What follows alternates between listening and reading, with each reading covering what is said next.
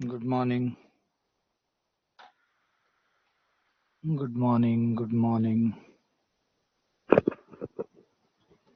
Very good morning. Radhe Radhe.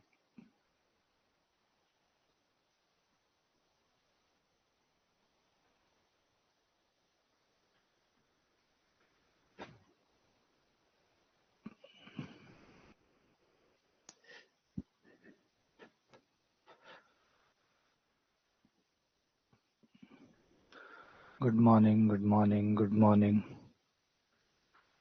Good morning. Good morning.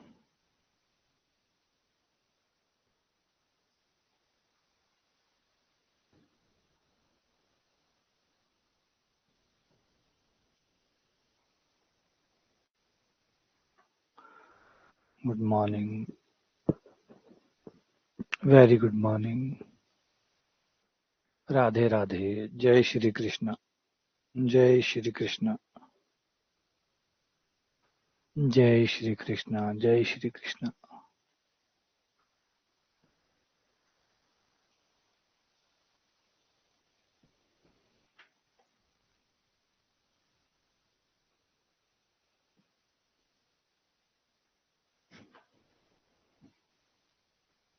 तो हमने इसके क्वेश्चन कर लिए हैं अब तक.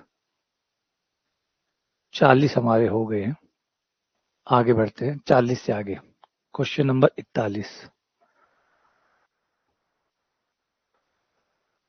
Question number 41. साइन का कोण अगर आयटा थीटा हो तो ये किसके बराबर होता है? Sine iota theta. मतलब साइन थीटा तो साइन थीटा होता ही है, अपना लंबवटाकरण वाला. लेकिन साइन के अंदर का जो कोण है अगर वो काल्पनिक हो, साइन आयटा थीटा, तो ये किसके बराबर हो जाता है? ठीक है ना. ये याद रखना. बहुत अच्छी चीजें, छोटी छोटी चीजें जो सवाल के तौर पे बनाई है ताकि आप लोगों को ये चीजें याद रहे कि साइन थीटा होता है. ठीक है, वो लंबवटाकरण होता है. लेकिन साइन के अंदर अगर कोण आयटा में आ जाए, आयटा थीटा हो जाए, तो ये क्या बनता है? क्योंकि काल्पनिक कोण हो गया. और काल्पनिक कोण, इसका मतलब आपको कोण काल्पनिक है, मतलब वो वहां पे नजर नहीं आएगा आपको, रियल एक्सिस पे वैसे नजर नहीं आएगा.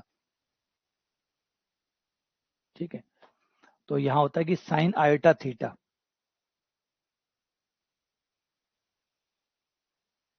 साइन आयटा थीटा बराबर होता है आपका iota sine hyperbolic theta. Sine hyperbolic theta. Sine iota theta बराबर iota sine hyperbolic theta 1. Number 2, cos iota theta बराबर कॉस हाइपरबोलिक थीटा. इसमें आयटा नहीं आता, सीधा ही कॉस हाइपरबोलिक थीटा हो जाता है.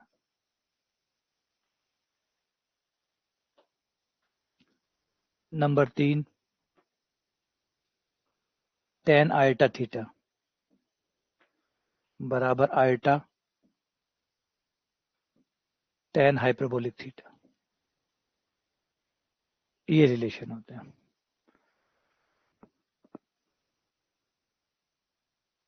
साइन आयटा थीटा बराबर iota sine hyperbolic theta, cos iota theta cos hyperbolic theta, ten eta theta बराबर आयटा टेन हाइपरबोलिक थीटा. चाहो तो इनको व्युत्पन्न भी कर सकते हो, इनको व्युत्पन्न भी कर सकते हो. और व्युत्पन्न करोगे तो मेरे ख्याल से ज्यादा समय तक आपके साथ ये फॉर्मूले टिक पाएंगे, वरना तो समय के साथ ही चले जाएंगे.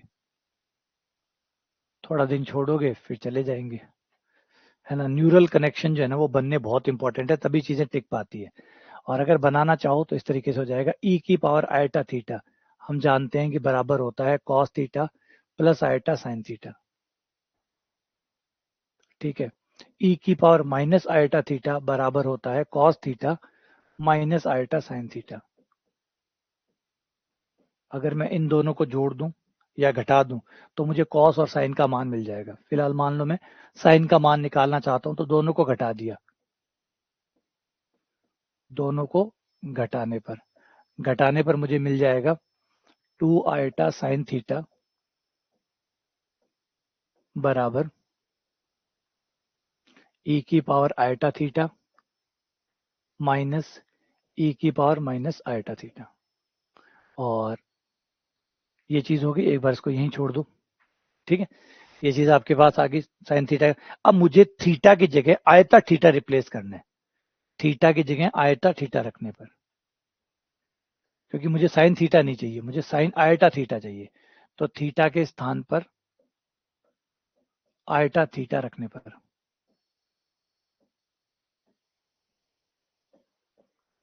तो ये हो जाएगा 2 आयटा साइन, जहां भी थीटा दिखे वहां आयटा थीटा लिख दो, आयटा थीटा। आयटा थीटा यहां रखूंगा तो आयटा आयटा गुणा होकर ई की पावर माइनस थीटा, माइनस यहां रखूंगा आयटा आयटा गुणा होकर -1 माइनस माइनस प्लस थीटा। दोनों तरफ आयटा से गुणा कर दो, दोनों तरफ आयटा से गुणा करने पर, जैसे आयटा से गुणा करूंगा इस तरफ माइनस का 2 आ जाएगा, -2 साइन आयटा थीटा बराबर, यहां से माइनस कॉमन निकाल लो, माइनस कॉमन ई की पावर थीटा माइनस ई की पावर माइनस थीटा। ठीक है, दोनों तरफ माइनस से माइनस कट कर दो,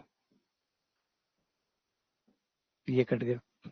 अब हम जानते हैं और एक फॉर्मूला कि sign hyperbolic theta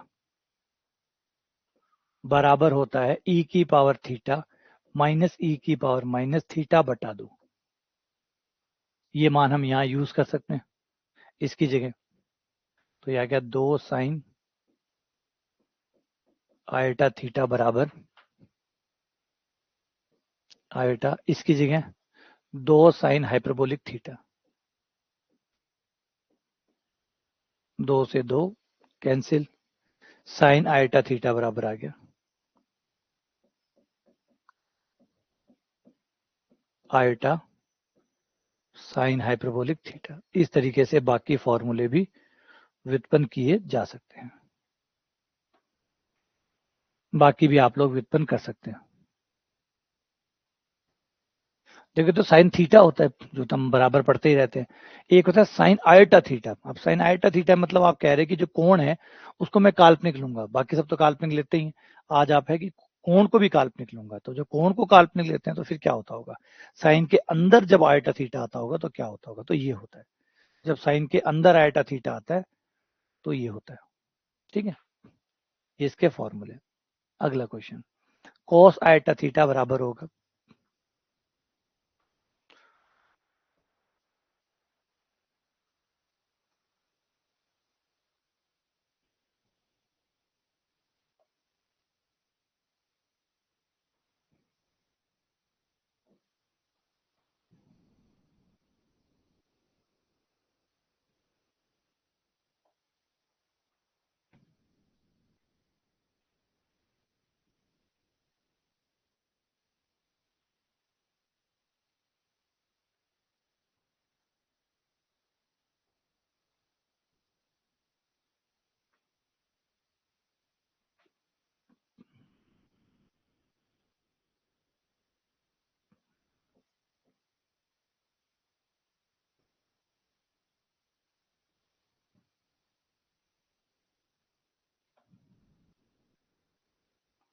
cos hyperbolic theta है ना, इसमें आयटा नहीं आता, क्यों नहीं आता वो व्युत्पन्न करोगे तो आपको पता लग जाएगा, है ना, जब व्युत्पन्न करोगे तो ये बात पता लग जाएगी आयटा इस केस में क्यों नहीं आता।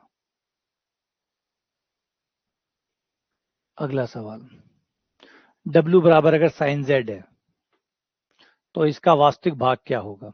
हर फलन का वास्तविक और काल्पनिक भाग होता है, ये तो कल हमने बात की थी, हर फलन का वास्तविक और काल्पनिक दोनों भाग होते हैं, तो इस फलन का वास्तविक भाग क्या है।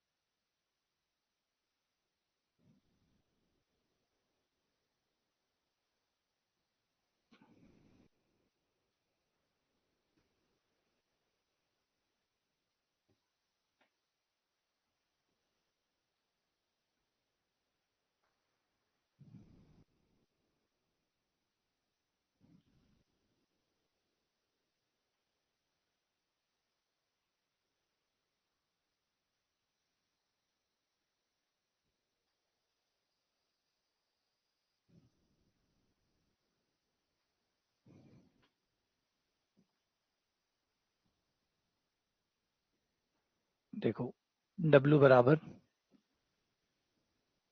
Z की जगह x प्लस आइटा वाई रखने पर विस्तार करोगे तो साइन A प्लस बी से खोलोगे इसको, है ना, साइन A प्लस बी से, तो sine A cos B, B का मतलब iota y, sine A cos B plus cos A sine B, sine A cos B plus cos A sine B. और हमने अभी पढ़ा है कि कॉस आइटा थीटा बराबर होता है cos hyperbolic theta, sine iota theta बराबर होता है आइटा साइन हाइपरबोलिक थीटा। तो ये हो गया sine x cos hyperbolic y plus इसमें आइटा आएगा, ये iota cos x sine hyperbolic y. अब जो विदाउट आइटा आ रहा है वो वास्तविक भाग हो गया, जो विद आइटा आ रहा है वो काल्पनिक भाग हो गया। ये real part of the function, imaginary part of the function, मतलब ये आपका u हो गया और ये आपका v हो गया।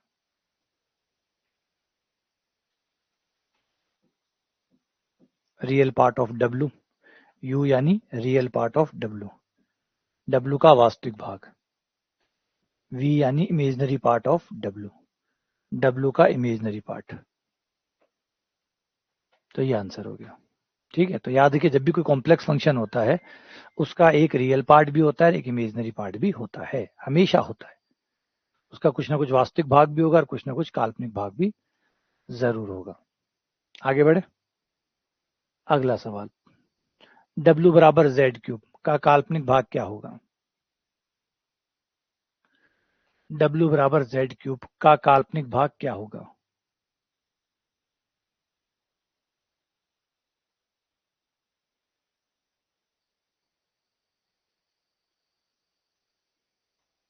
आज आप लोगों की रिवीजन वाली जो स्ट्रेटेजी है उसकी क्लास है 4 बजे, शेड्यूल की हुई है, ठीक है ना। शाम को 4 बजे की क्लास शेड्यूल है आपकी रिवीजन को लेकर,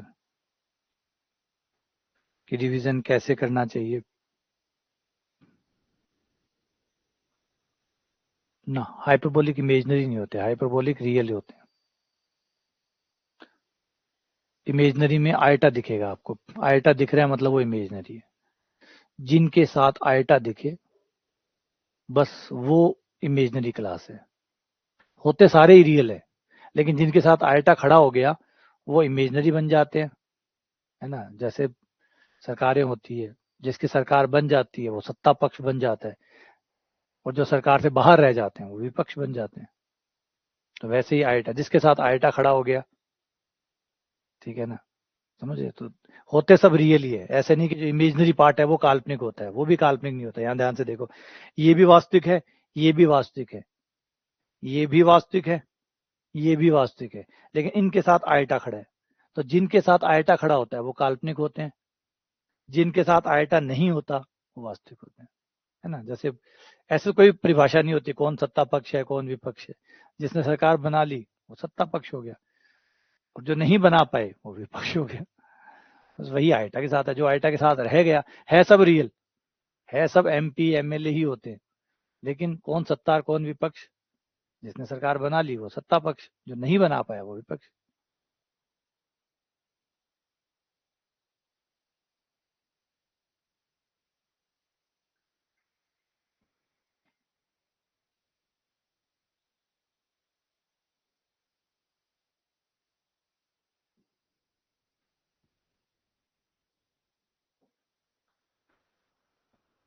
तो z की जगह मान रख दो,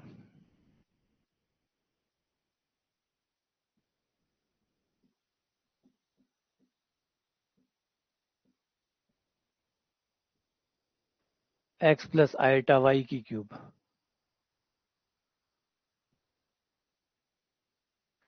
फॉर्मूला है a cube plus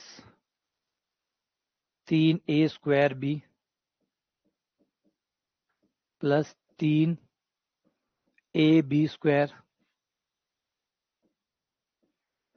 plus b cube.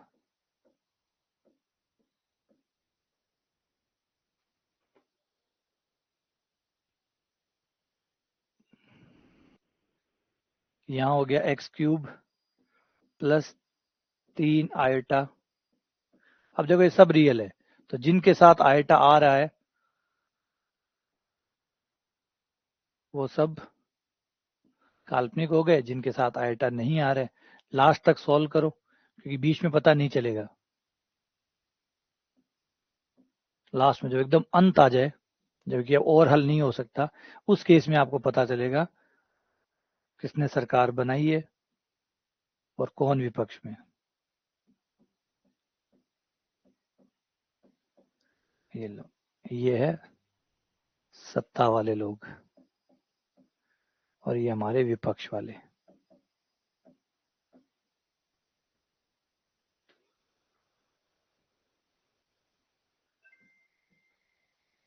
तो हमें क्या पूछा, काल्पनिक।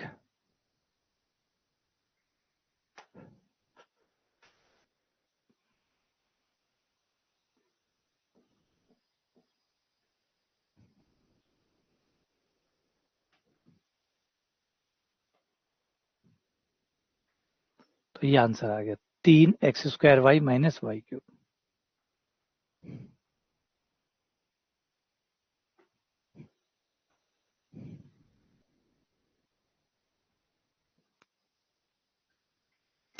यदि फंक्शन एफ जेड बराबर cos 4z minus cos Z बटा जेड स्क्वायर हो, जेड बराबर 0 पर अगर ये संतत हो, जेड बराबर 0 पर अगर ये संतत हो तो, तथा 0 पे मान a के बराबर है, तो a का मान कितना होगा।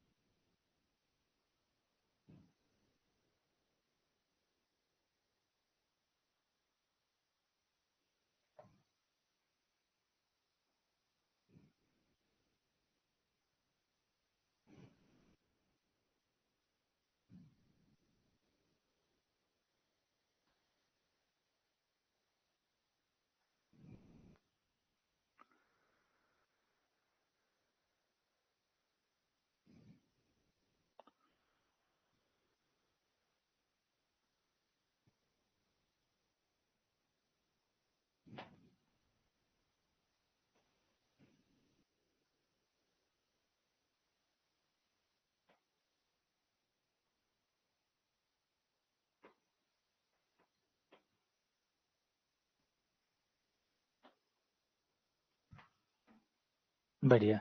क्या क्या लगाया इसके अंदर आप लोगों ने, कौन सी बुद्धि लगाई, क्या किया आप लोगों ने इसमें। a का मान कैसे निकाला, और कैसे निकाल सकते हैं,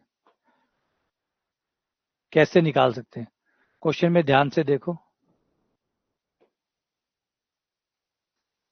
क्वेश्चन ने कहा हुआ है संतत, तो संतत का क्या मतलब होता है, संतत का क्या मतलब होता है, संतत का मतलब होता है लिमिट और फलन का मान बराबर है, जितनी लिमिट होगी उतना ही फलन होगा। तो फलन का मान तो दिया हुआ है a है, तो जो फलन का मान है वही लिमिट होगी। तो अगर मैं इसकी लिमिट निकालूं तो इसकी लिमिट भी वही आएगी, अवकलन की है ना, लिमिट निकाल रहे हैं, इसकी जो लिमिट आएगी वही फलन का मान होगा, क्योंकि संतत है, संतत में लिमिट और फलन का मान दोनों बराबर होते हैं, तो जो लिमिट होगी वही फलन का मान होगा। तो अब मुझे इसकी लिमिट निकालनी है, जो लिमिट आएगी वो फलन का मान होगा, फलन का मान a है, मतलब वो a का मान होगा, मतलब वो a का मान होगा। तो आ जाओ लिमिट निकालने चलते हैं। z टेंड्स टू 0 पे लिमिट,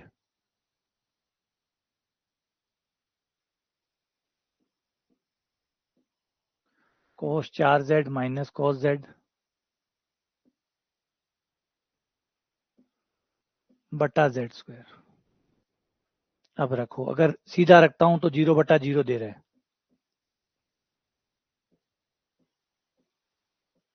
0/0 रूप 0/0 देगा, क्योंकि cos 0 का मान 1, cos 0 का मान 1 में से गया 1 यानी 0, और यहाँ तो 0 हो ही गया, 0/0 आ गया। तो हम डीएल हॉस्पिटल लगा दें, या फिर विस्तार से भी कर सकते हो।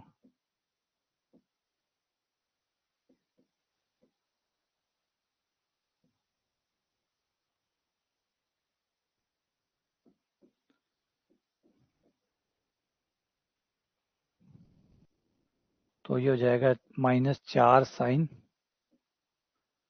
4z minus minus plus sin z बटा 2z। अभी भी ये 0/0 है।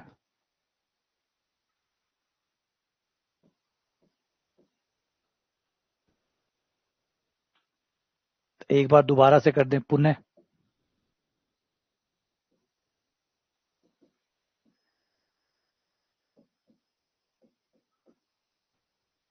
माइनस साइन का कॉस हो जाएगा, ये 16 हो जाएगा, cos 4z plus cos z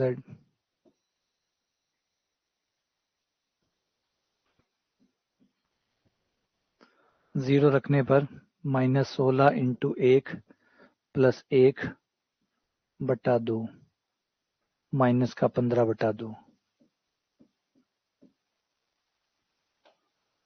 है ना। तो लिमिट और फलन का मान दोनों बराबर होंगे, क्योंकि संतत है।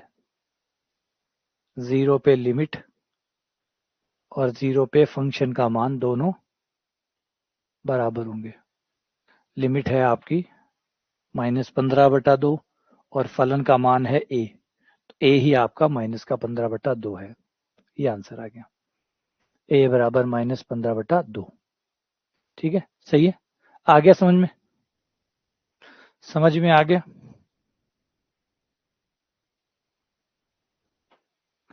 एफ जेड बराबर z बटा साइन z।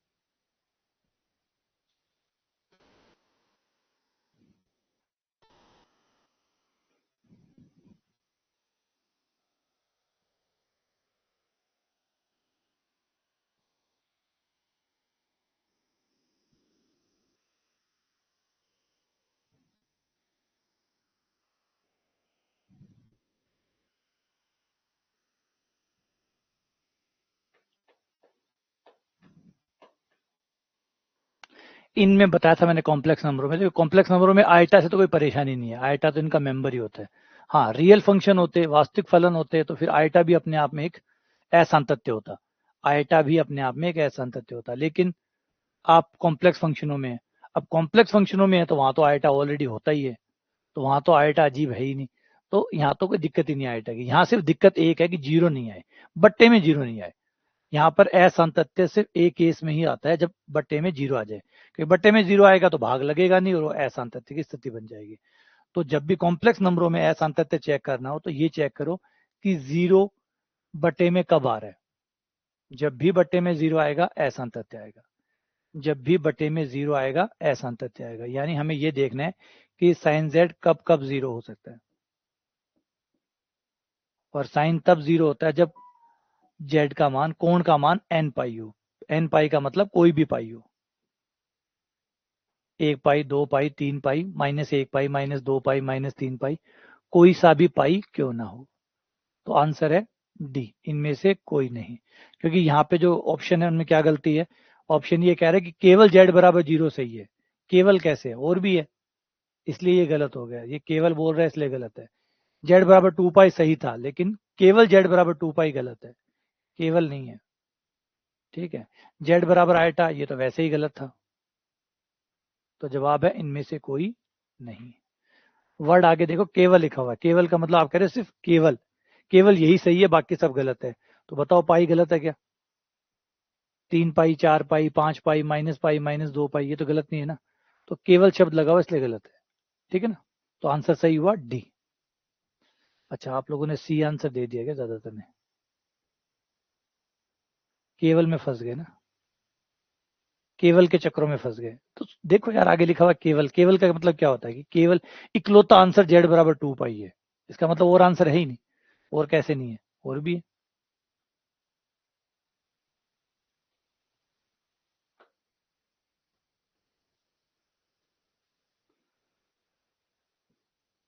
अगला 47, एफ जेड बराबर जेड स्क्वायर -1 बटा साइन हाइपरबोलिक जेड, इसके असांतत्य के बिंदु कौन से? Point of discontinuity.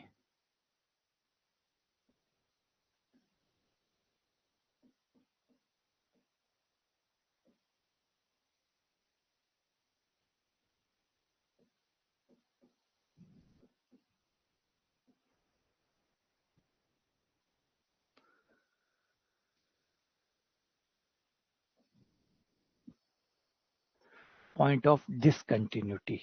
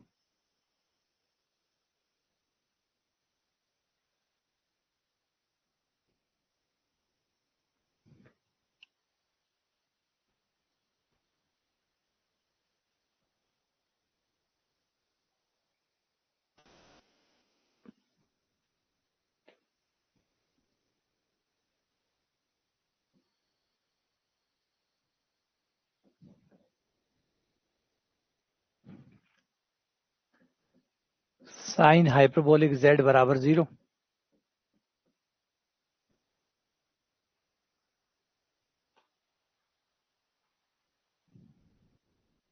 हाँ, लिमिट पे। कई बार बिंदुओं पे मान विद्यमान नहीं होता, परंतु लिमिट विद्यमान होती है। जैसे अगर आप इसी केस में आ जाओ कि एक फंक्शन ले लो, है ना, तो यही तो लिमिट का, क्योंकि लिमिट एक्चुअली पॉइंट पर नहीं होती, लिमिट उसके आसपास में होती है। लिमिट में और पॉइंट में यही तो फर्क है। पॉइंट एग्जैक्ट उस बिंदु पर होता है। अगर आप इसका मान निकालने जाएंगे तो इसका कोई मान नहीं है। अगर आप 0 पे मान निकालने जाएंगे तो ये अनिर्धारित है, 0 पे इसका कोई मान नहीं है। लेकिन अगर आप लिमिट निकालने जाते हैं तो लिमिट है इसकी। अगर लिमिट निकालने जाते हैं तो लिमिट है, इसलिए तो लिमिट के कंसेप्ट को बनाया गया था कि ये हमारा सहारा बनेगा, और बहुत अच्छा सहारा बना भी है। तो कई बार पॉइंट पर वैल्यू नहीं होती, आप उस पॉइंट पर जाएंगे तो उस पॉइंट पर कुछ नहीं है, लेकिन उसके पॉइंट के आसपास जाएंगे तो आपको मान मिल जाएगा। उसके जस्ट नजदीक वाले बिंदु पे जाएंगे, पड़ोस वाले पे, तो मिल जाएगा, है ना। होता है ना, जैसे हम करते हैं घर के आसपास में, कभी कुछ खत्म हो गया तो पड़ोसियों से मांग लेते हैं, हमारे पास नहीं है लेकिन पड़ोसियों के पास वो मिल जाता है। कोई चीज है मांगते रहते हैं, कोई छोटी मोटी चीज वो हमसे मांगते थे, क्योंकि हम उनके पड़ोसी हैं, वो हमसे मांगते रहते हैं, वो हमारे पड़ोसी है, हम उनसे मांगते रहते हैं। तो कुछ हमारे घर में नहीं होता तो हम पड़ोसी से मांग लेते हैं। लिमिट का कंसेप्ट पड़ोस जैसा कंसेप्ट है कि भाई आपके पास कुछ नहीं है तो आप पड़ोसियों से ले सकते हो, है ना। तो बहुत प्यारा सा सुंदर सा कंसेप्ट इसको बनाया गया था, इसलिए जो बिंदु पे कुछ ना हो तो कोई बात नहीं, पड़ोसियों का इस्तेमाल कर लो।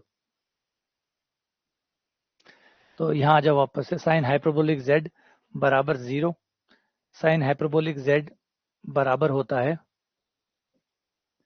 e की पावर z माइनस e की पावर माइनस z बटा 2 बराबर 0। e की पावर z माइनस e की पावर माइनस z बटा 2, इसको उधर ले जाओ। e की पावर z माइनस e की पावर माइनस z, 2 उधर चला गया, 0 हो गया।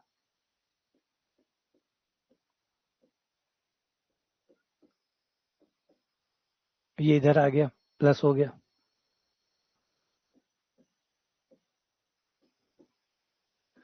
एक बटा ई की पावर z हो गया, ये ई की पावर 2z हो गया वज्र गुणा करने पर, ये एक आ गया। इसको भी ई में लिख लो। इसको ई में लिखने के लिए पहले मैं इसको लिख लेता हूँ cos 2n pi plus iota sine 2n pi. इसकी वैल्यू हमेशा एक आएगी, इसकी वैल्यू हमेशा एक आएगी, cos 2n pi plus iota sine 2n pi. कोई भी 2 पाई का गुणज है तो cos का मान हमेशा उस पर एक आता है और साइन का मान हमेशा 0 आता है। हाँ, cos का अगर विषम पाई का विषम गुणज है, पाई 3 पाई 5 पाई 7 पाई, तो फिर cos माइनस 1 देता है। लेकिन 2 4 6 8 पाई इन पे अगर बात करें तो cos प्लस 1 देता है, साइन इन पे 0 देता है। तो ये इसका दूरी रूप हो जाएगा। अब e की पावर 2z बराबर आपका हो गया e की पावर, इसे आप इसे आइलर फॉर्म में लिखें तो ये हो गया 2n पाई आइटा। अब घात से घात की तुलना कर सकते हैं, 2z बराबर 2n पाई,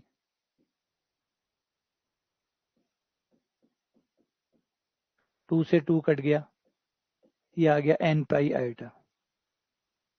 क्या n पाई आइटा है? नहीं, कोई नहीं है। तो जवाब है इनमें से कोई नहीं, क्योंकि z का मान आया n पाई आइटा, ना कि n पाई आइटा। तो इनमें से कोई नहीं। समझे कितना अच्छे से हमने उसको किया है। कुछ चीजों के आप धुरे रूप जो है ना, व्यापक धुरे रूप जो है ना वो पता कर लो, बहुत बढ़िया रहेगा, बहुत फायदा रहेगा। जैसे एक है, एक का धुरे रूप होता है cos 2n पाई। हाँ, 0 भी लिख सकते हो, मैं से व्यापक लिख रहा हूँ, व्यापक का मतलब सारे आंसर आ जाए। cos 2n pi plus iota sine 2n pi. यहाँ n का मान आप कोई भी पूर्णांक ले सकते हो, ये हमेशा सत्य है।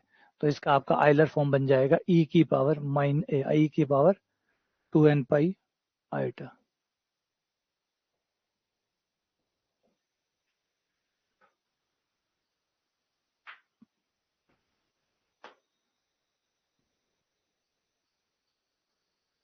To n pi iota. ऐसे माइनस 1 का लिखना चाहो,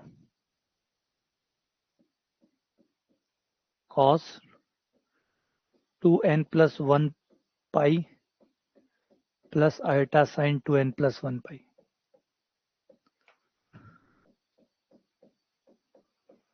n पूर्णांक है।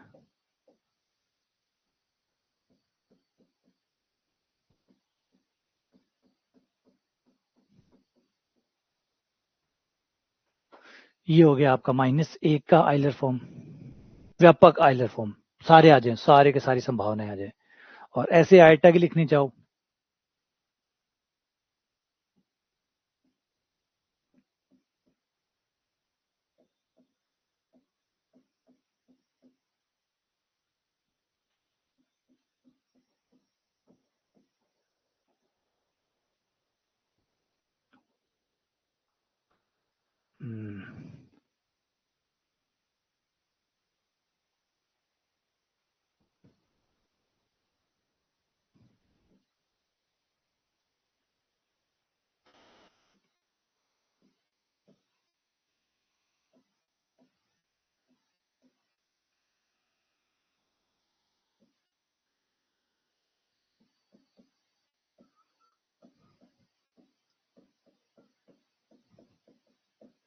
ये होता है आयटा का व्यापक ध्रुवीय रूप।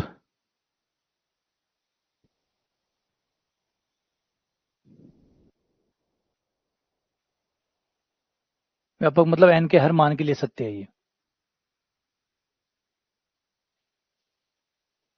माइनस आयटा वाले के लिए बस यहाँ माइनस लगा देना, है ना। और -1 के लिए भी आप ऐसा कर सकते हैं। ये जो है ना -1 के लिए तो सॉरी नहीं हो सकता, आयटा का यहाँ पे आयटा का चिन्ह बदल दो, माइनस आयटा कर दो, यहाँ माइनस आयटा हो जाएगा, यहाँ माइनस हो जाएगा बस।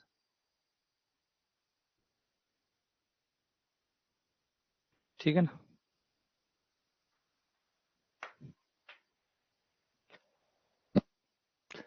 देखो चीजें हार्ड नहीं होती, आप लोग फिर से जल्दी से चीजों के ऊपर पहुंच जाते हैं। चीजें हार्ड नहीं होती, चीजें हार्ड इसलिए होती है कि एक हर चीज एक समय मांगती है। हर चीज एक समय मांगता है। जैसे टाइपिंग करते हैं आप लोग, अगर आपने कंप्यूटर में टाइपिंग करते हो तो अगर आप देख के टाइपिंग कर रहे हैं, आपको लगेगा कि बिना देखे टाइपिंग करना हार्ड है। बिल्कुल हार्ड है, इसलिए हार्ड है कि वो एक टाइम मांगता है, एक ट्रेनिंग का टाइम मांगता है। आप 6 महीने ट्रेनिंग करके देखो, आप 6 महीने जो कीबोर्ड है उस पर टाइपिंग की प्रैक्टिस करके देखो, 6 महीने बाद बात करना कि वो हार्ड था या नहीं था। जब तक आप ट्रेनिंग नहीं देते, उसको पूरा समय नहीं दे रहे, इस वजह से वो हार्ड है, क्योंकि हमारे पास समय कम है। दिक्कत, प्रॉब्लम जो समस्या है वो है कि हम उसको पर्याप्त समय नहीं दे रहे हैं। और जब चीजों को पर्याप्त समय नहीं देते तो चाहे कुछ भी हो, हर चीज अपना एक टाइम मांगते हैं। खाना बनाना हार्ड है, बिल्कुल हार्ड है, क्योंकि आपने टाइम नहीं दिया। मेरे से गोल रोटियां नहीं बनती, क्यों? क्योंकि मैंने पर्याप्त समय नहीं दिया। अगर मैं पर्याप्त समय देता, 1 महीने कंटिन्यू रोटियां बनाऊं, तो रोटियां गोल बनने लग जाएगी, है ना। अभी तो त्रिभुजाकार चतुर्भुजाकार बनती है, फिर गोल बनने लग जाएगी, क्योंकि प्रॉपरली मैं टाइम। हाँ, कभी यदा कदा रोटियां बनाता हूँ, जब कोई बहुत इमरजेंसी हो जाती है, तो मेरे से रोटियां हमेशा हर आकृतियां बन जाती है, सिवाय व्रत को छोड़ के। तो वो ऐसा क्यों हो रहा है? क्योंकि मैंने पर्याप्त समय नियमित क्रम में नहीं दिया। अगर क्रम में देता तो मेरी रोटियां भी ऐसे गोल गोल आती है एकदम। और मैं देखता भी हूँ कि जब मेरी माँ रोटी बनाती थी बचपन में, तो वो उनके अपने आप ही रोटी घूम जाती थी और गोल हो जाती थी। मैं सोचता, ये कैसे हो जाता है? मुझसे तो नहीं होती, मेरे तो रोटी उठा उठा के गोल करनी पड़ती है। उठा उठा के कभी इधर से दबाओ, कभी इधर से दबाओ, तब जाके वो कैसे ना कैसे थोड़ी बहुत शेप लेती थी। और जब माँ रोटी बनाती थी तो वो अपने आप ही घूम के गोल हो जाती थी। यार कमाल है, वो ऐसे कैसे? क्योंकि उनको हाथ घुमाने का तरीका था और मुझे वो नहीं है। प्रॉपर है, समय की दिक्कत है, इसलिए चीजें मुश्किल है। और आप समय दे रहे हो आप लोग तो।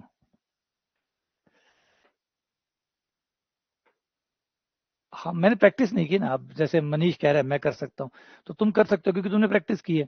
मैंने नियमित प्रैक्टिस नहीं की, नियमित जरूरत ही नहीं पड़ी, इसलिए नियमित प्रैक्टिस नहीं हुई। और नियमित प्रैक्टिस होती है, अगर मैं भी मान लो महीने 1.5 महीने रोटी बनाता, कभी ऐसी परिस्थिति आ जाएगी महीने भर रोटी बनानी पड़ जाती, तो रोटियां गोल भी हो जाती।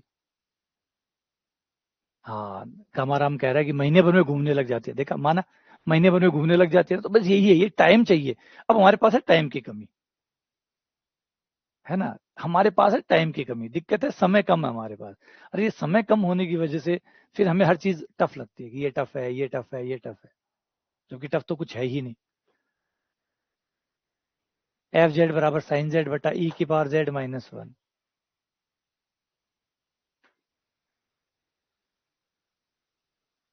हाँ, धैर्य रखना पड़ेगा, समय दीजिए, और डेली एनालाइज मत करिए। डेली एनालाइज मत करिए। एक तो ये बंद कर दो, रोज रोज बैठ के बही खाता लेके बैठ जाओ, मैं अच्छा हो रहा हूँ नहीं हो रहा हूँ, मैं बढ़िया कर रहा हूँ नहीं। बस करते जाओ, बस करते जाओ। निश्चित तौर पे आप अच्छे हो रहे हैं, लेकिन इतना अच्छे नहीं हो रहे कि एक बार आपको दिखाई दे जाए। समय आएगा, आपको सब कुछ दिखने लग जाएगा।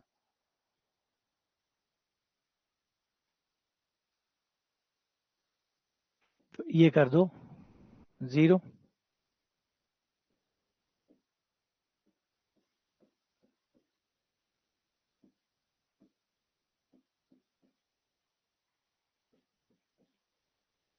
1 की जगह लिख लो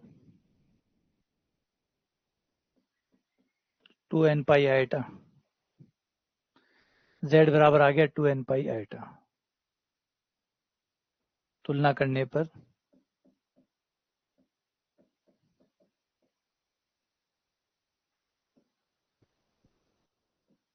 अच्छा ये तो गलत है, क्योंकि इसमें आइटा नहीं है। बढ़िया सवाल, ये नजदीक की मामला है, बड़ा नजदीकी मामला था, है ना। क्योंकि सीधा 2n पाई पे चला जाता है, भूल जाते हैं आइटा है। और इनमें से कोई नहीं पे टिक लगाने पे थोड़ा साहस भी ज्यादा चाहिए, है ना। लगा कि अब देखो 4 ऑप्शन होते हैं जिनमें से चौथा ऑप्शन जो होता है इनमें से कोई नहीं, इस पे टिक करने में हमें ज्यादा जोर आता है। ऐसा लगता है कि कुछ गड़बड़ है, ज्यादा साहस चाहिए डी पे टिक करने के लिए। गौर किया क्या आप लोगों ने? इनमें से कोई नहीं पे टिक करने में थोड़ा एक्स्ट्रा साहस की जरूरत पड़ती है। आप ए पे टिक करो, बी पे टिक करो, सी पे टिक करो, इतना दिक्कत नहीं आती। लेकिन जब डी जो होता है इनमें से कोई नहीं, उस पे टिक करने के लिए अतिरिक्त साहस की जरूरत होती है, क्योंकि इसका मतलब है पहले आपको 3 ऑप्शन को खारिज करना होता है, तभी आप डी पे टिक कर पाते हैं, है ना। गौर करते हैं ये बात, है ना। देखा ना आपने, ये चीज गौर की, छोटी छोटी चीजें हैं, छोटी छोटी बारीकियां हैं जो अगर आप नोट्स करें कि भाई एकदम बहुत सिंपल सा डिफरेंस है कि जब इनमें से कोई नहीं पे आप टिक करने जाते हैं तो एक एक्स्ट्रा हिम्मत चाहिए। वो ये एक्स्ट्रा हिम्मत किस बात की, कि मैं कंफर्म हो जाऊं कि ए गलत है, बी गलत है, सी गलत है। अब आपको सही टिक नहीं करना, अब आपको पहले को 3 को गलत साबित करना है, तब जाके वो टिक होगा। इनमें से कोई नहीं कब टिक होता है, जब आपका ए कंफर्म हो जाएगी ए गलत है, बी गलत है, सी गलत है, तभी तो इनमें से कोई नहीं पे टिक कर पाओगे। तो 3 को गलत साबित करना, है ना। तो ये देखो, ये इसलिए ये ऑप्शन थोड़ा एक्स्ट्रा हिम्मत मांगता है।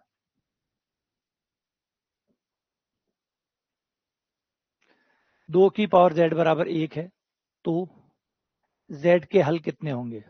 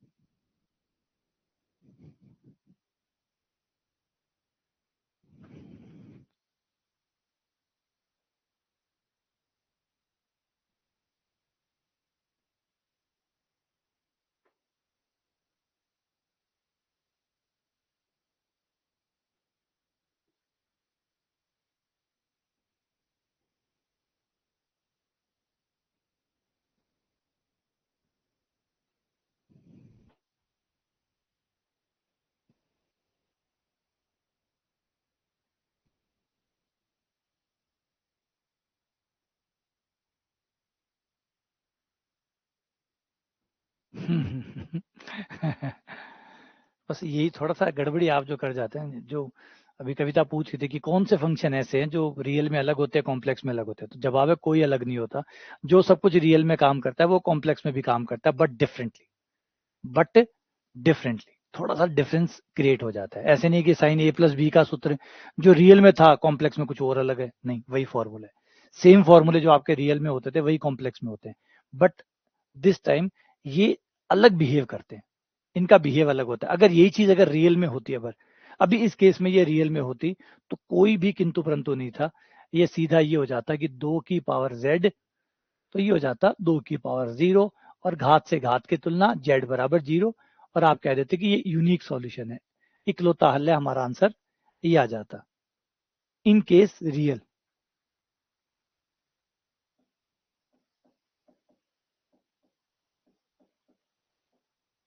ये वास्तविक संख्याओं में ऐसा होता, अगर z एक वास्तविक संख्या होता तो ऐसा हो जाता, है ना। लेकिन कॉम्प्लेक्स नंबरों में मामला थोड़ा सा टेढ़ा होता है। टेढ़ा इसलिए होता है कि 2 की पावर z है,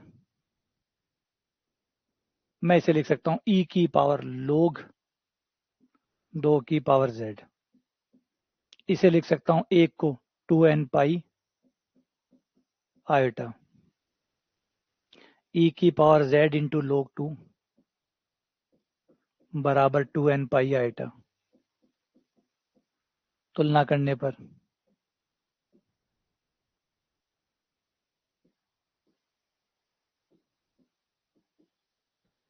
z इंटू log 2 बराबर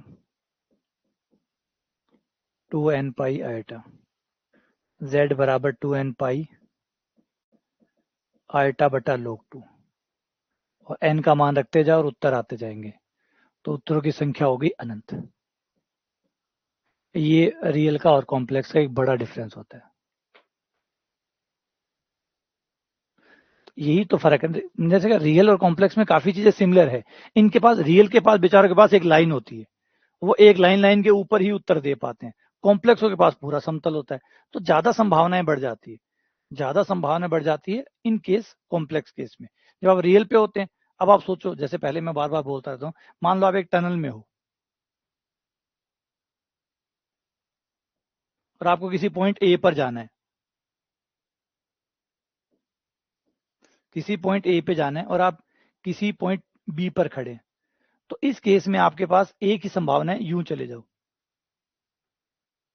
और जब आप कॉम्प्लेक्स में होते हैं, इसका मतलब आप एक तल पे खड़े हैं, और तल पे खड़े हैं इसका मतलब कोई सड़क नहीं है, कोई रास्ता नहीं है, जो आप बनाओगे वही रास्ता होगा। ये ये ये ये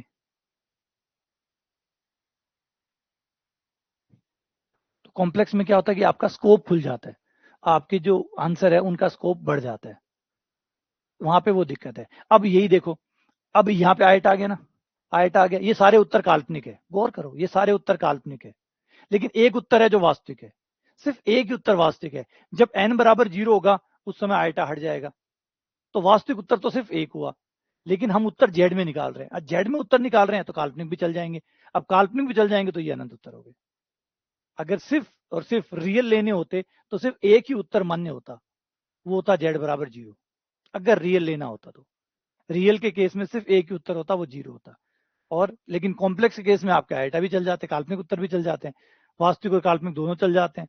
तो वास्तविक भी चल गए, काल्पनिक भी चल गए, तो उत्तरों की संख्या बढ़ के अनंत हो गई। तो अगर यही सेम सवाल अगर हमें वास्तविक संख्याओं के लिए पूछा जाता तो सिर्फ अद्वितीय उत्तर होते, एक उत्तर होता, और वो होता जेड बराबर 0। जेड बराबर 0। लेकिन कॉम्प्लेक्स में पूछा गया है, इस वजह से अनंत उत्तर हो गए, क्योंकि काल्पनिक उत्तर भी मान्य है। बात समझे? चलो और एक एग्जांपल से समझा देता हूं कि अगर जेड की पावर 3 बराबर 1 हो, अगर इसके उत्तर पूछे जाएं तो रियल में इसका उत्तर एक ही होता है, जेड बराबर 1। इन केस रियल, अगर आप रियल की बात करते हैं तो इसका एक ही उत्तर होगा, जेड बराबर 1। लेकिन कॉम्प्लेक्स की बात करोगे तो आपके तीनों उत्तर उसमें शामिल हो जाएंगे।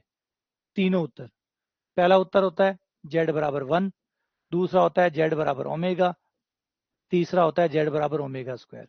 अब कॉम्प्लेक्स में ये तीनों उत्तर मान्य, क्योंकि कॉम्प्लेक्स में तो रियल मान्य होते ही हैं, कॉम्प्लेक्सों में तो रियल भी मान्य होते हैं, इमेजनरी भी मान्य होते हैं, तो कॉम्प्लेक्स तो सबको मान्य कर देता है, तो उसमें वो तीन उत्तर हो जाते हैं। रियल के केस में आपका एक उत्तर आता है। तो इसीलिए जब आप रियल एनालिसिस पढ़ते हैं या 10th तक की गणित या 11वीं 12वीं तक की गणित आप पढ़ते हैं जिसमें कॉम्प्लेक्स नहीं होता, तो इस केस में जब आपके पास आता है जेड क्यू बराबर 1, तो आप यूं कर देते हैं, जेड क्यू बराबर 1, इधर लिख दिया 1 की पावर 3, 3 से 3 पावर काट दिया, जेड बराबर 1। जबकि ये गलत है, जबकि ये गलत है। कब गलत है? अगर आप कॉम्प्लेक्स पढ़ रहे हैं तो ये गलत है, रियल में ये गलत नहीं है, क्योंकि रियल में आपको सिर्फ रियल उत्तर की जरूरत थी। इसमें 3 उत्तर आने वाले थे, 3 में से 2 सम्मिश्र यानी काल्पनिक आने वाले थे, वो आपको चाहिए नहीं थे, तो आप ऐसा कर सकते हैं, आप ऐसा कर सकते हैं इन केस ऑफ रियल, है ना। कोई चीज सही भी होती है, कई चीज गलत भी होती है। अब ये रियल में ये बात सत्य है, लेकिन कॉम्प्लेक्स में यही बात गलत है। कॉम्प्लेक्स में यही बात गलत है, क्योंकि कॉम्प्लेक्स में अगर आप ऐसा कर रहे हैं तो इसका मतलब आप और उत्तरों को निग्लेक्ट कर रहे हैं, और आंसरों को रिजेक्ट कर रहे हैं। अब यहाँ पे कोई ये सोचे कि 2 की पावर जेड बराबर 2 की पावर 0 कर दिया, जेड बराबर 0 आ गया, बिल्कुल डन, एकदम सही किया, सही है।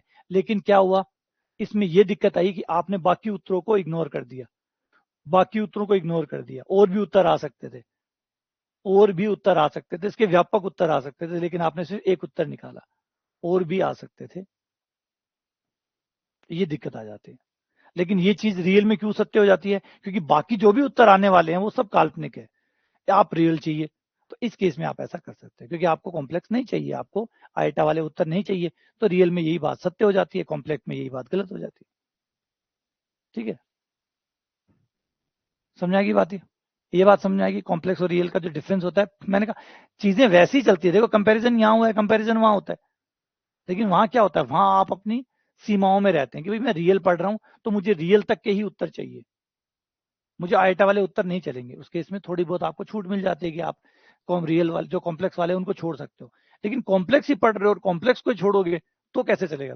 तो उस केस में आपको हर उत्तर के प्रति सावधान रहना पड़ता है कि भैया सारे उत्तर, क्योंकि कॉम्प्लेक्स में तो सारे उत्तर आ ही जाते हैं, तो इस बार आप सारे उत्तरों की बात करते हैं, तो ये कॉम्प्लेक्स में बढ़ जाता है, एक्सटेंड हो जाता है।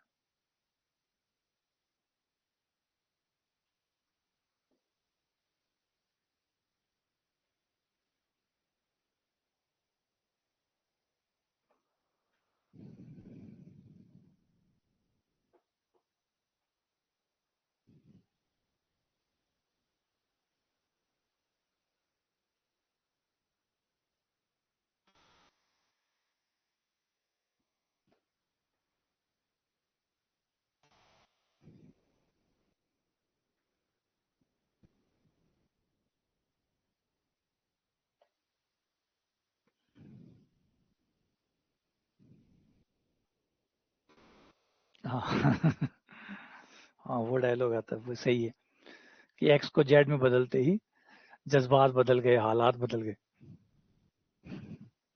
बड़ा फेमस हुआ था बंदा, पाकिस्तान का बंदा, बड़ा फेमस हुआ था, उसके छोटे छोटे टुकड़े काट के वो क्लिप वाले, लगभग लगभग अधिकतर यूट्यूब के जो वीडियो बनते हैं उसमें वो जरूर डाला जाता है।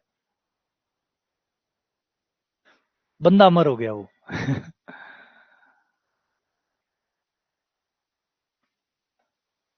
तो यहाँ पे जेड को बदलते ही आप, जब आप रियल में होते हैं तो एकदम परफेक्ट होता है, लेकिन जैसे ही आप उठ के कॉम्प्लेक्स में चले जाते हैं, आपकी संभावनाएं बढ़ जाती है।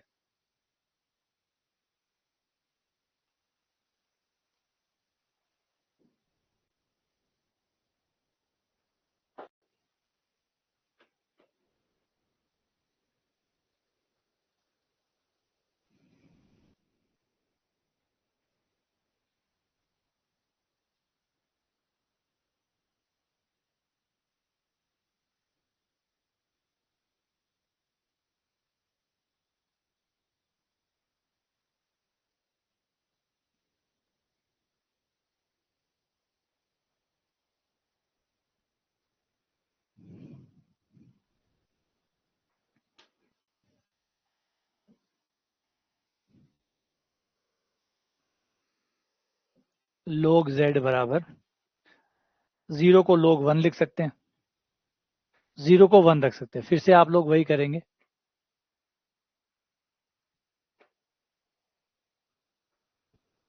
लोग जेड,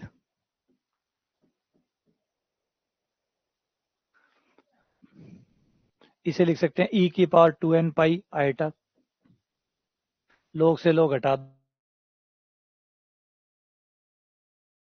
दो, जेड बराबर ई की पावर 2n पाई आयटा, ये जेड आ गया, इस तरीके से अनंत उत्तर आ गया।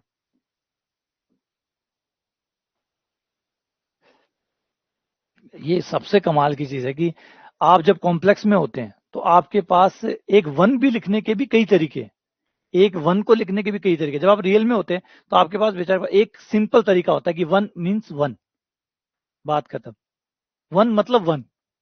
लेकिन जब आप कॉम्प्लेक्स में होते हैं तो वन को लिखने के भी आपके पास कई तरीके होते हैं।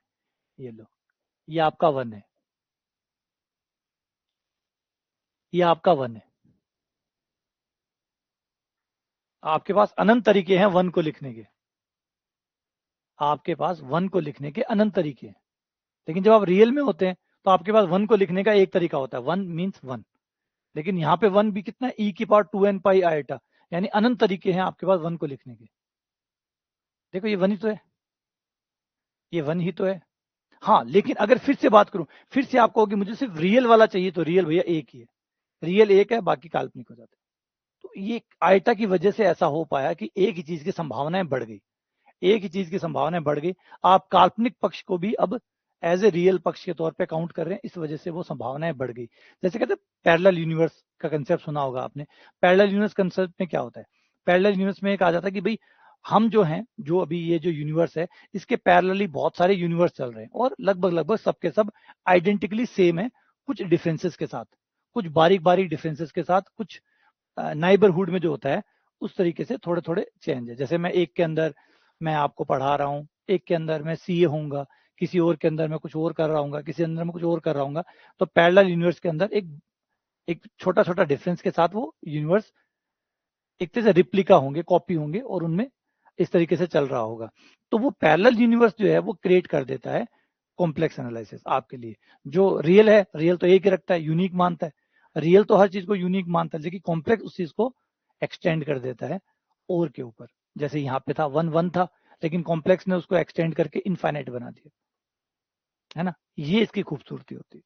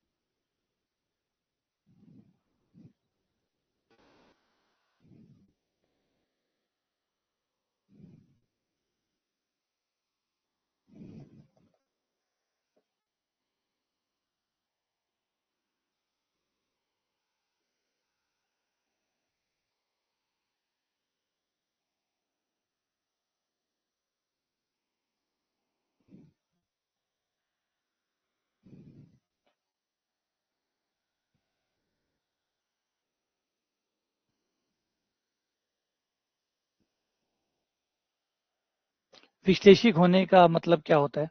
विश्लेषिक होने के लिए दो शर्तें होती है आपके पास। नंबर एक, आपका, अब देखो यहाँ पे कोई बिंदु नहीं बताया गया है, यहाँ पे पूछा गया बिंदु, तो बिंदु पूछा गया विश्लेषिक है, तो उस बिंदु पे भी सीआर समीकरण संतुष्ट होनी चाहिए और उस बिंदु के आसपास भी सीआर समीकरण संतुष्ट होनी चाहिए, क्योंकि आप अवकलनीय की बात नहीं कर रहे हैं। एक बारीक सा डिफरेंस है, कई बार हम भी गलत फहमी में गलत पढ़ा बैठते हैं, इसके लिए भी ध्यान रखिएगा, क्योंकि वही है ना, कई बार देखिए एज ए टीचर्स भी आप हमेशा याद रखिए कि जो टीचर भी पढ़ा रहा होता है, कई बार वो भी कुछ चीजें मिस कर जाता है। गणित में इतनी बारीकियां होती है, इतने छोटे छोटे पक्ष होते हैं कि आप खुद मिस कर जाते हैं, है ना। इतने लॉजिक लॉजिक की कहानी यही होती है, तर्क की कहानी यही होती है कि उसमें बहुत छोटे छोटे पॉइंट्स होते हैं, बहुत छोटे छोटे कारक होते हैं जो उसे प्रभावित कर रहे होते हैं, और आप कई बार 10 में से 9 बातें बता देते हो, एक बताना भूल जाते हो, और उससे सारी कथा कहानी बदल जाती है ना। तो ऐसा ही इसमें भी रहता है। तो थोड़ा सा मैं दोबारा से इसको क्लेरिफाई कर देता हूँ अच्छे से कि अवकलनीय होना और विश्लेषिक होने में क्या अंतर होता है। अवकलनीय होने में आप सिर्फ बिंदु की बात करते हैं कि बिंदु पे आपकी सीआर समीकरण संतुष्ट होनी चाहिए और बिंदु पे ही आपका फलन संतत होना चाहिए, इतने में आपका काम पूरा हो गया। ठीक है, एक बार दोनों को डिफरेंस कर लेते हैं, क्योंकि हो सकता है कि कई बार जल्दबाजी में एक दो बात ढंग से ना बताई गई हो। आज वाले लेक्चर को ही ढंग से मानिएगा, अभी जो बता रहा हूं कि जब आप अवकलनीय लेते हैं और जब आप विश्लेषिक लेते हैं जब आप अवकलनीय लेते हैं, जब आप विश्लेषिक लेते हैं, दोनों में क्या अंतर होता है। अगर मैं बिंदु विशेष की बात कर रहा हूं, मैं बिंदु विशेष की बात कर रहा हूं, अगर मैं पूरे फलन की बात करूं तो फिर अवकलनीय और विश्लेषिक में कोई अंतर नहीं होता, क्योंकि जब सारे बिंदुओं की बात हो रही है तो फिर विश्लेषिक में क्या रह गया। विश्लेषिक भी तो सारे बिंदुओं की बात करता है, अपना और अपना पड़ोसी, तो हर आदमी अपना पड़ोसी, हर आदमी का कोई ना कोई पड़ोस होता है, सारे बिंदुओं को कवर करोगे तो सारे कवर हो ही जाएंगे। तो अवकलनीय और विश्लेषिक में कोई फर्क नहीं रहता जब आप पूरे प्रांत की बात करते हैं, पूरे फलन की बात करते हैं, तो अवकलनीय बोलिए या विश्लेषिक बोलिए एक ही बात है। लेकिन जब आप बिंदु विशेष की बात करते हैं, किसी बिंदु विशेष पे बात कर रहे हैं, तो इन दोनों कंसेप्ट में अंतर है।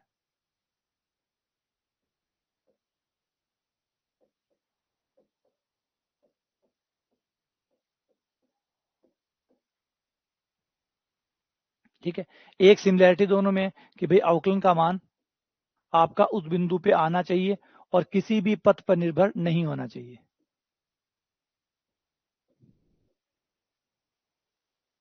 बिना पथ पे निर्भर हुए अवकलन का मान आना चाहिए।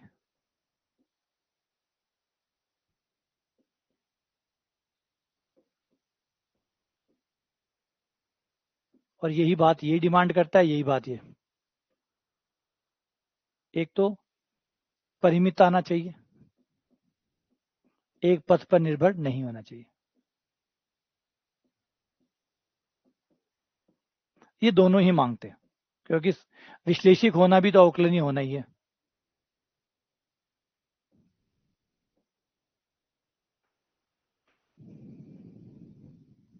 ठीक है, परिमित होना चाहिए और पथ पे निर्भर नहीं होना चाहिए, नंबर एक। नंबर दो, अब अवकलनीय खाली एक बिंदु की परिभाषा है, केवल एक बिंदु पे बात करेगा, लेकिन विश्लेषक इससे थोड़ा सा आगे चला जाएगा। विश्लेषक कहेगा कि मुझे उसके पास वाले बिंदुओं पे भी कंफर्मेशन चाहिए, मुझे उस बिंदु पे कंफर्मेशन हो गया, इतने से मेरा काम नहीं चलेगा, मुझे बिंदु के पास वाले बिंदुओं पे भी कंफर्मेशन चाहिए। इस वजह से विश्लेषक वाले केस में आपको एक कदम और आगे बढ़ना पड़ता है, और हम उस पर चले जाते हैं सीआर समीकरण पे। Del u over del x बराबर del v over del y तथा del u over del y बराबर minus del v over del x. अब यहाँ पे थोड़ा सा डिफरेंस समझना, दोनों बातों में क्या डिफरेंस है। इस केस में आपको जो सीआर समीकरण है वो केवल एक बिंदु पे चेक करनी पड़ती है, क्योंकि अवकलनीय होना मतलब सिर्फ बिंदु पे चेक करना पर्याप्त है, केवल बिंदु पर। लेकिन विश्लेषक वाले केस में आपको बिंदु के आसपास भी चेक करनी पड़ती है।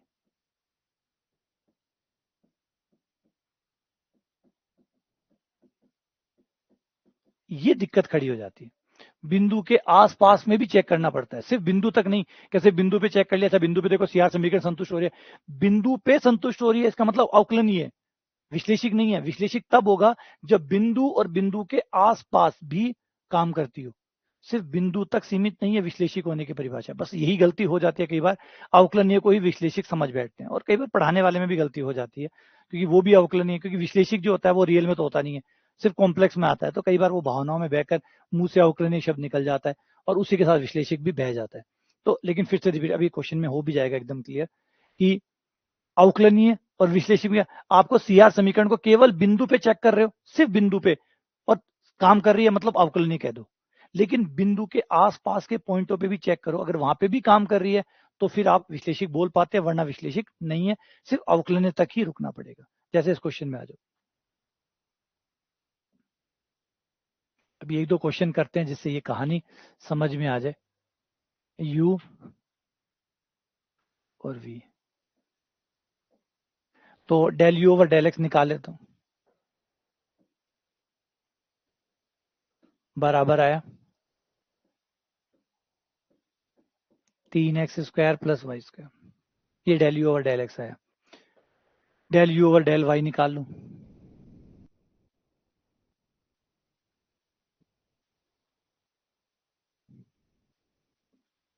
ये 2xy आ गया। अब del v over del x निकाल लो,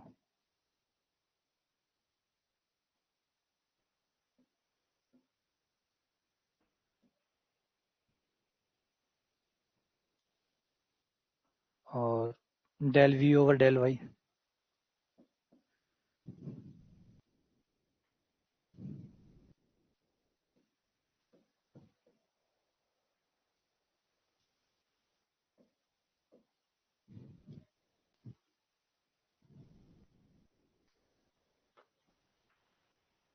एक बार चेक कर लेता हूँ। 3x² y², ठीक है। और ये हो गया del u over del y 2xy, del v over del x 2xy, del v over del y bracket खोलने पर x² प्लस 3y²। अब देखो, इसको ध्यान से देखो। अब आप एक चीज गौर करोगे कि del u over del x बराबर होना चाहिए del v over del u over del x बराबर होना चाहिए del v over del y. बराबर है क्या? नहीं, सिर्फ जीरो पे बराबर है, सिर्फ जीरो पे बराबर है। Del u over del x बराबर del v over del y बराबर है सिर्फ जीरो पर। अगर मैं x का मान 0 रख दूं, y का मान 0 रख दूं, तो ये बराबर आ जाएंगे। x का मान 0 और y का मान 0 रख दूं तो आपका del u over del x और del v over del y दोनों बराबर आ जाएंगे, क्योंकि ये भी 0 आ जाएगा और ये भी 0 आ जाएगा, ठीक है। तथा del u over del y बराबर आ जाएगा minus del v over del x, क्योंकि दोनों 0 हो जाएंगे, ये दोनों 0 हो जाएंगे, इसलिए ये दोनों भी बराबर हो गए, ये दोनों भी बराबर हो गए। अब कहानी समझो कि ये बात सत्य है केवल 0 0 पर, केवल 0 0 के। क्या 0 के आसपास ये सत्य है? क्या ये 0 के आसपास सत्य है? जवाब है नहीं, 0 के आसपास सत्य नहीं है। 0 से थोड़ा सा भी अगर दाएं बाएं चला जाऊं तो क्या तब ये काम करेगी? बोले नहीं काम करेगी, ये सिर्फ एग्जैक्टली जीरो पे ही काम करेगी। जीरो से मैं थोड़ा सा भी आगे आ जाऊं, मतलब मैं एक जीरो ले लूं और एक 0.1 ले लूं, तो क्या ये काम करेगा? बोले नहीं काम करेगा, इस पे काम नहीं करेगा। इसका मतलब है कि ये अवकलनीय तो है, लेकिन क्या नहीं है? विश्लेषिक नहीं है। तो जवाब आएगा इनमें से कोई नहीं। ये एक बहुत बारीक सा डिफरेंस होता है जो परेशान कर देता है। कई बार जल्दबाजी में चले जाते हैं और हम लोग भी उसको अवकलनीय को ही विश्लेषिक मान बैठते हैं, क्योंकि वही मैंने कहा ना, गलतियां सबसे होती है, हमसे भी होती है। तो ये गलती बह जाती है कि अवकलनीय को ही विश्लेषिक मान के चले, क्योंकि विश्लेषिक का आइडिया मैंने पहले बताया कि कॉम्प्लेक्स में ही आता है, उसमें आता नहीं है, तो वो बह जाता है। थोड़ा सा याद रखना, ये अवकलनीय है परंतु विश्लेषिक नहीं है। क्यों? विश्लेषिक के लिए आपको पड़ोस भी चाहिए, और पड़ोस में ये सीआर समीकरण संतुष्ट नहीं होती। पड़ोस में ये सीआर समीकरण संतुष्ट नहीं होती। इसको संतुष्ट कराने के लिए आपको 0 0 ही चाहिए होगा। 0 0 रखने पे ही ये संतुष्ट होगी। इसका मतलब सिर्फ 0 0 पे ही संतुष्ट होगी, और सिर्फ 0 0 पे संतुष्ट होगी मतलब 0 के आसपास नहीं होगी। तो 0 के आसपास नहीं होगी तो फिर अवकलन ही हुआ ना। एक खाली एक बिंदु पे संतुष्ट हो रही तो फिर अवकलन नहीं हुआ, विश्लेषिक कैसे हुआ? तो विश्लेषिक नहीं हुआ, तो ये गलत हो गई। बात समझ आई? ये कहानी समझ में आई क्या? ये डिफरेंस समझ में आया? काफी बड़ा डिफरेंस है ये, लेकिन मरवा देता है ये। पड़ोस का मतलब उसके आसपास। देखो, पड़ोस में तभी बराबर हो सकता है, पड़ोस में बहुत सारे बिंदु है, पड़ोस में तभी बराबर हो सकता है जब बिना एक्स वाई का मान रखे, बिना एक्स वाई का मान रखे ही बराबर अगर समीकरण आ रहे हैं, तो ही फिर वो पड़ोस में सही हो सकता है। एक बिंदु पे तो आप कुछ रख के बराबर करवा सकते हैं, लेकिन उसके पड़ोस में भी बराबर बना रहे, वो केवल तभी हो सकता है जब del u over del x बराबर हो del u over del y बिना एक्स वाई का मान रखे। बिना एक्स वाई का मान रखे, अगर ऑलरेडी शुरू से ही बराबर है तो ही बराबर हो सकते हैं, वरना बराबर नहीं हो सकते। वरना बराबर नहीं हो सकते, वरना बराबर नहीं हो सकते, कि संभव ही नहीं। वो पहले से ही बराबर होंगे तो ही बराबर हो सकते हैं। आप बिंदु रखोगे तो एक बिंदु पे तो बराबर हो जाएंगे। आपने कोई बिंदु रखे और रख के एक बिंदु पे तो बराबर कर लोगे, लेकिन पड़ोसी में तो वो तभी बराबर होगा जब शुरू में ही बराबर होगा। यानी जब आपका del u over del x आया था, del u over del y आया था, del v over del x आया था, del v over del y आया था, जब वो आए थे उसी समय वो बराबर हो सकता था। अगर वो पहले से ही बराबर है तो ही फिर सारे बिंदुओं पे बराबर रह सकता है, वरना बराबर नहीं रह सकता। हाँ, 0 0 को मूल बिंदु भी कहते हैं। तो इस वजह से डी आपका आंसर हो गया। ठीक है ना? अभी कुछ सवाल और भी आएंगे, जैसे इसको लो,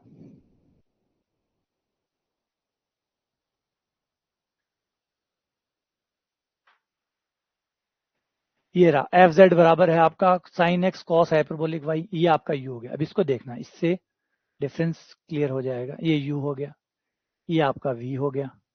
ठीक है, आपको यू का del u over del x, तो del u over del x निकाल लो।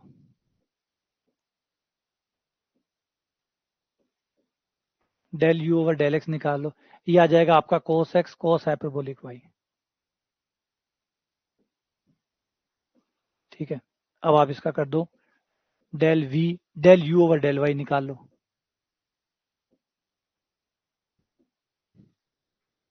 वाई के साथ करोगे तो ये जाएगा sine x sine hyperbolic y. हाइपरबोलिको में माइनस नहीं आता, अवकलन माइनस में नहीं आता, कॉस हाइपरबोलिक का प्लस साइन हाइपरबोलिक ही आता है। अब वी का कर दो del v over del x minus sine x sine hyperbolic y del v over del Y.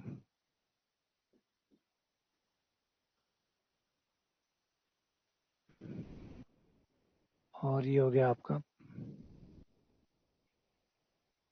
Cos hyperbolic cos x. अब इस केस में आप देख सकते हो किसी बिंदु की जरूरत नहीं है, बिना किसी बिंदु के भी ये बराबर है, और इन दोनों में माइनस का अंतर है। Del u over del x बराबर है आपका del v over del y, और यहां आप में माइनस का अंतर है बिना किसी बिंदु के।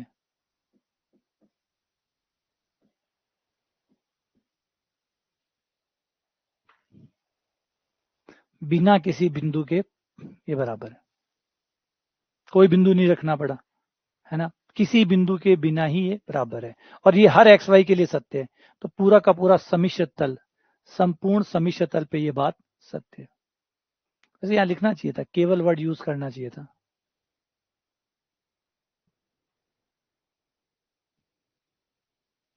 या क्वेश्चन ठीक होना चाहिए था। ऐसे क्वेश्चन जो है ना वो कॉन्ट्राडिक्शन में चले जाते हैं, विरोधाभासी हो जाते हैं। वे पूछ रहा है विश्लेषक, तो जेड बराबर 0 पे विश्लेषक है, जेड बराबर आयटा पे भी है, जेड बराबर 1 पे भी है, और पूरे तल पे भी है। तो वैसे तो ये सारे सत्य हैं, तो फिर इन सत्यों में से आपको कौन सा सत्य चाहिए था, वो यहाँ ठीक करना चाहिए था।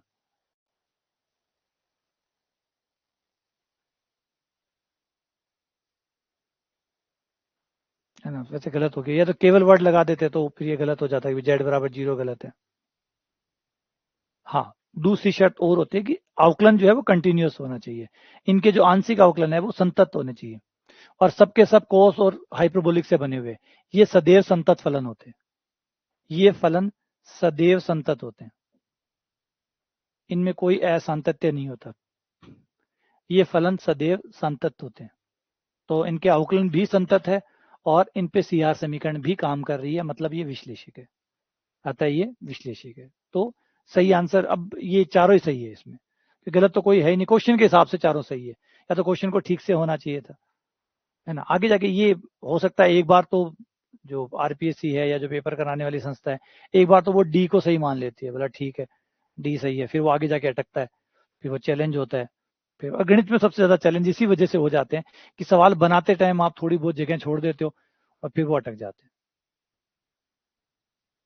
है ना। इसलिए देखिए, बाकी भर्तियों के मुकाबले गणित की भर्तियां ज्यादा अटकती है, बाकी भर्तियों के मुकाबले गणित की भर्तियां ज्यादा अटकती है, और उसका अटकने का कारण सिर्फ एक यही होता है कि इतनी छोटी छोटी बातें होती है जो पेपर बनाने वाले को भी नहीं पता होती, उसे भी जब लोग ऑब्जेक्शन करते हैं ना, तो उसे पता चलता है अच्छा मैंने ये गलती छोड़ दी, है ना। गणित में देखिए, और सबके मुकाबले गणित में ज्यादा गलतियां होने का कारण यही है कि बारीक बारीक गलतियां, अब भाई लाल किला दिल्ली में है तो दिल्ली में है, झंझट ही खत्म, जीके में कहाँ ज्यादा होता है, कोई इक्का दुक्का क्वेश्चन गलत हो भी गया तो उसको क्रॉस चेक किया जा सकता है। गणित में इतनी बारीकियां होती है कि कहीं ना कहीं छूटी जाती है, बनाने वाले से भी रह जाती है। वो पेपर कर रहे हो, जो बनाने वाले तो मान लीजिए 2 जने हैं या 4 जने हैं या 5 जने हैं, लेकिन पेपर देने वाले तो लाख सवा लाख हैं। अब लाख सवा लाख लोग उस क्वेश्चन को टटोलते हैं, देखते हैं, समझते हैं, और कुछ ना कुछ तो निकल ही जाता है। तो सोचो पेपर बनाने वाले पे कितना ज्यादा प्रेशर रहता होगा, वो 5 या मतलब 10 जने हैं, जितने भी है वो कमी होंगे ऑब्वियसली बात है पेपर देने वालों से, तो वो 5-7 पेपर बना रहे हैं, देने वाले लाखों में, तो कहीं ना कहीं तो कुछ कमियां निकाल ही लेते हैं। या फिर उनको पर्याप्त, पेपर बनाने वाले को पर्याप्त समय दिया जाए, जैसे एनटीए देता है, एनटीए पूरा साल भर देता है या पूरे 6 महीने देता है, बनाओ पेपर आराम से, तो हो जाए, वो बार बार क्रॉस चेक करके उसको ठीक कर ले। यहाँ तो 1 महीने पहले ही पेपर बनते हैं, 1 महीने बाद, और 1 महीने पहले इसलिए नहीं बनाते कि अगर 6 महीने का मौका दे दे तो लोग उत्तर याद करके बैठ जाए, है ना, तब तक तो पता नहीं क्या क्या हो जाए। तो आरपीएससी की अपनी परेशानी है, आरपीएससी की अपनी परेशानी है कि अगर पेपर अगर 6 महीने पहले बनवाने शुरू कर दे, तो बच्चा बच्चे के पास पेपर हो, पेपर देने जाए नहीं बच्चे, बच्चे बोले ओएमआर शीट ला दो, मैं यहीं भर दूंगा, क्यों मुझे पेपर दिलवा रहे हो, पेपर तो मेरे पास है, बस आप तो ओएमआर शीट ला दो खाली। तो है ना, तो उनकी अपनी परेशानी है। तो इस वजह से क्वेश्चन ज्यादा डिलीट होने का कारण ये है कि आप अचानक से पेपर बनवाते हो, अचानक से पेपर बनवाते हो तो कुछ ना कुछ छूट ही जाता है। ठीक है, चलो मिलते हैं आप लोगों से। हाँ, हर डायमेंशन में देखना इम्पॉसिबल है, देखो ये है ना, किसी पे आरोप प्रत्यारोप नहीं करना चाहता कि भी पेपर बनाने वालों की गलतियां नहीं है, आप सोचो, आप उनको बहुत कम समय दे रहे हो, आप जितना समय उनको चाहिए वो कम समय आप उनको दे रहे हो, और गणित में इतनी सारी चीजें हैं, इतने सारे घुमाव है कि पकड़ पाना इतना आसान नहीं है, इतना कोई परफेक्ट आदमी नहीं है धरती के ऊपर कि आएंगे कर देंगे। आप अगर उनको बाकी कंपैरिजन करो एनटीए का या और का, तो उन लोगों के पास एक टाइम दिया जाता है, उनको पूरा फ्रेम दिया जाता है टाइम का क्वेश्चन तैयार करने के लिए, और एक बहुत बड़ी टीम होती है उनकी जो सिर्फ क्वेश्चन ही तैयार करती है और कुछ नहीं करती, वो पूरे साल भर और कुछ नहीं करते, वो सिर्फ सवाल तैयार करते हैं। तो एक फर्क पड़ता है, एक है आपने किसी अचानक से पेपर करवाने, आपको आपने 1-1.5 महीने पहले ही लोगों से सहमति ले ली कि आप पेपर बनाने में इच्छुक हैं क्या, बना पाएंगे क्या, उन्होंने सहमति दे दी, आपने उनको पेपर बनाने दे दिया, अब उनको टाइम दे दिया 15 दिन में पेपर भेजो, अब वो 15 दिन में जो हाथ लगेगा वो भेज देगा, कहाँ उसने क्रॉस चेक किया, कहाँ उसने देखा, कहाँ उसने बढ़िया अच्छा देखा। तो ये कम समय की दिक्कत है, और ज्यादा दिन में समय दे दो तो आप लोगों को पता ही है, ज्यादा समय देने के बाद में पेपर गली गली आ जाएंगे। हाँ, आज 4 बजे क्लास है एक।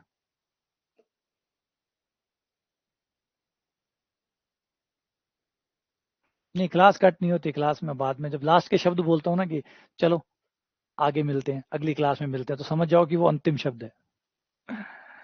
ठीक है, फिर चलो अगली क्लास में मिलते हैं। ये अंतिम शब्द होते हैं।